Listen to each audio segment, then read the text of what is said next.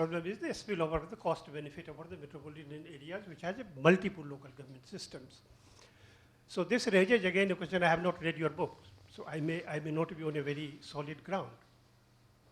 This necessitates designing such a grand system which takes up the spillovers and also the city and suburban issues, because when suburbanization begins, there is a migration from the central city of the economic base and the economic resources, the affluence. And central city is left with only poor, derelict structures and all that, and it becomes very difficult to mobilize resources. So these are the issues which point to designing a specific transfer system for a metropolitan finance system. Thank you. NB. Just a few comments.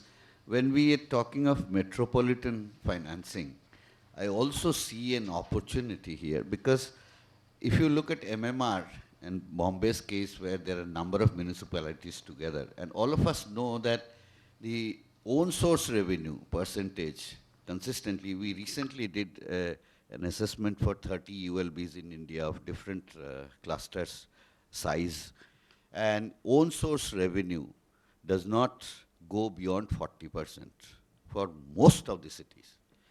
Secondly, when these cities, some of the cities which have some appetite for market borrowing are also not going for market borrowing, because there are certain resources available from central government in terms of JNNURM, which is, I think, to some extent crowded out the borrowing. But what I wanted to say is, when we talk of metropolitan level financing, there is an opportunity to share the risk and therefore use the concept of pooled financing, which was promoted 3 years back in India. And Government of India did put in a budget of 400 crores, and not even 1% has been utilized. So when we took up market access, on the one hand, it does bring in a financial discipline within the ULBs. And at metropolitan level, when we talk of metropolitan financing, the infrastructure with a shared risk between number of municipalities which can come within a metropolitan umbrella, I see this as a very strong opportunity for financing metropolitan.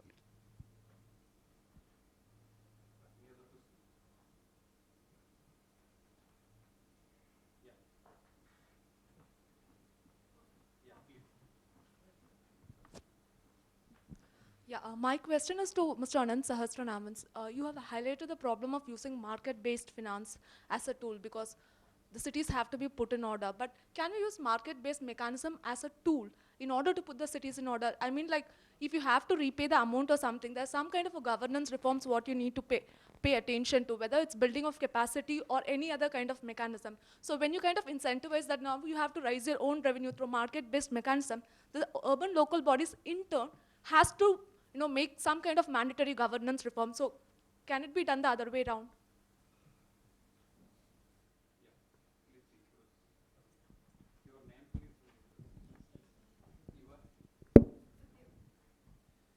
Yeah, my name is Sanjay Sridhar from WRI again.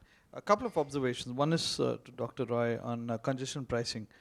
Bangalore as a city is thinking about it, but one also has to look at it in the context of the urban form of the city. Bangalore is like a donut, which means the center of the city is less dense and the peripheries of the city are relatively much of higher densities, because obviously land is more available as you go further and further away from the city core. So imposing a congestion pricing kind of system in a polynuclei city like Bangalore is always going to be a challenge. And so there has to be one has to take consideration of the urban form of the city. Maybe Mumbai it might be possible, because there is a opportunity to clearly demarcate a CBD, so to speak. That's one comment. The second comment that I feel is, in the Mumbai MMR or the BMRDA, we are looking at physical integration between the peri-urban and the urban areas.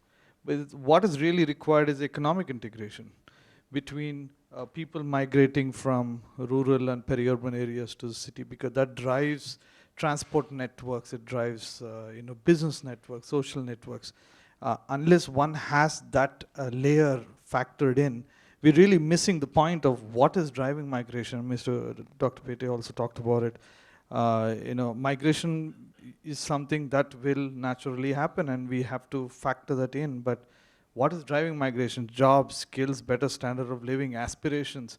I mean, these points need to be factored. I think that's where the economic integration is probably a critical piece. Thank you.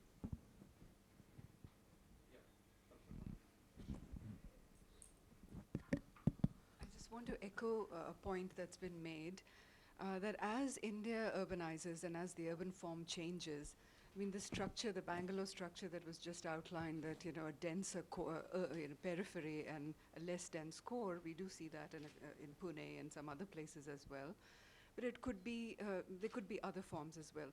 So one problem that cities in other countries face is this question of revenue sharing, that people live in one place, but if jobs are provided in clusters that are elsewhere and they commute across town to get to them, and maybe spend their money there and come back and have no really, that city that they live in really doesn't have their own resource. So there again, the collaboration, the point about collaboration is very key, that it's not just to invest, pooled investment, but also some form of revenue sharing. Yeah, this is just a comment regarding strengthening of the metropolitan finances. When we are talking about strengthening of the bases, we generally find even after 25 years of the enactment of the 74th Constitutional Amendment Act, many of the urban local bodies, they have not transferred the functions as per the 12th schedule. So when we are assessing their funds, we find most of the funds are still being collected, the taxes being collected by the parastatals. So in this scenario, how do we expect to strengthen the basis of the metropolitan cities?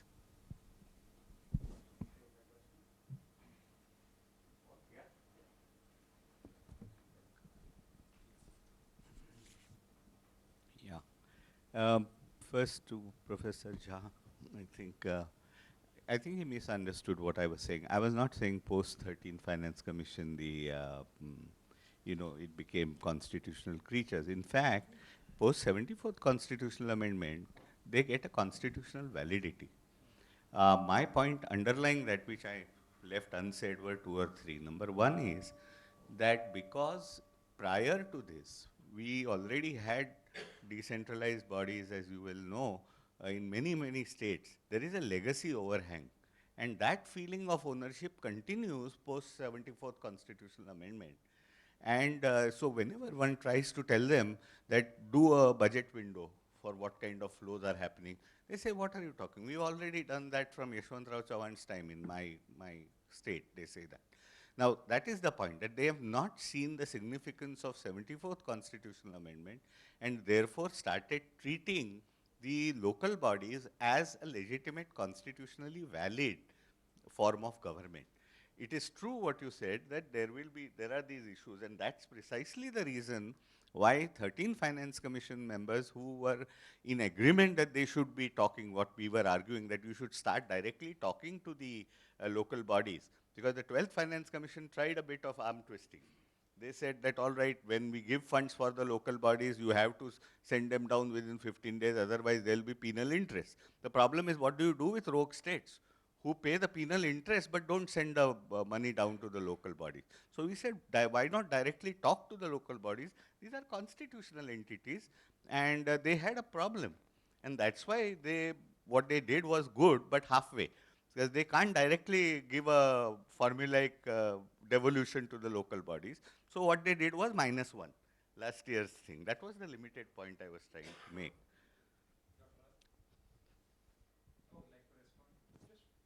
Simple point, which is to do with, I agree with you.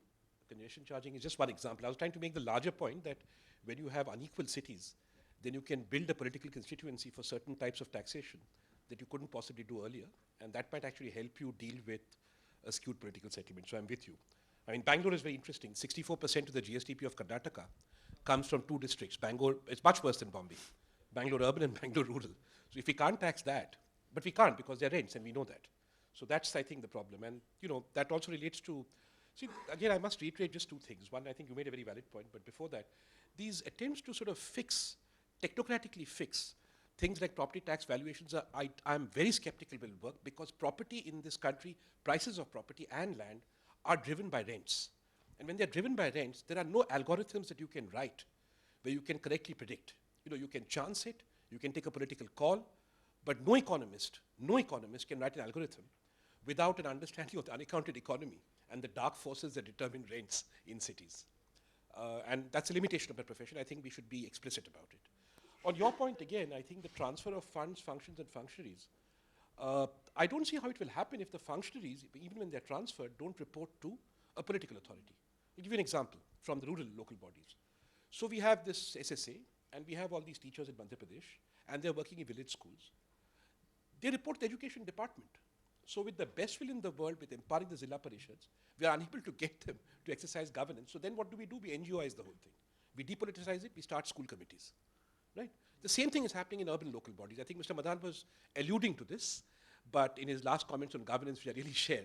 And therefore, I think until we solve that problem of political accountability, and I'll give you two metrics. The municipal commissioner must report to an elected body, and the police commissioner, minimum, must report to an elected person. That will also, I think, solve the problem the last speaker raised about credibility when you try and rate capital investment. And that's commonsensical. If you can't rid a city of mosquitoes and provide basic water and sanitation, then talking about grandiose capital investment will not be taken seriously. Dr. Mohanty, may I just raise one? Since everyone is talking here and we have so many experts, I can't but help ask, what do you think is the scope of goods and services tax if we build in an element of devolution to the third tier? Because I heard somebody saying, follow Bangalore and do more property tax reform. Somebody else saying, it's not just a technocratic solution. Bangalore got a whole lot of things together. Other cities may not be able to do it. And then you said, Mr. Madan, that octroi, until we get something better, we have to sort of work with that. But can GST really make a big difference? I would like to know if there is unanimous agreement on this. Of course, we'll need a constitutional amendment, but how much buoyancy and how much cushion will it provide to the urban local governments?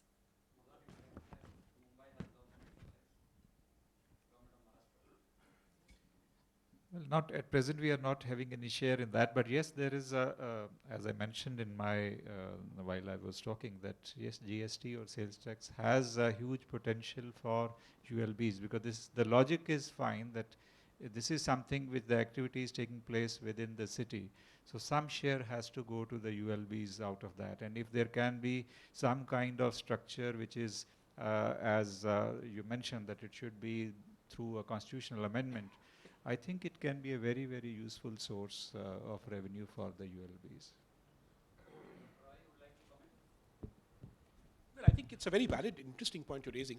See, in principle, there is a divisible pool, right? So nothing prevents the Excess Finance Commission from saying that states, urban local bodies should have a share of the divisible pool.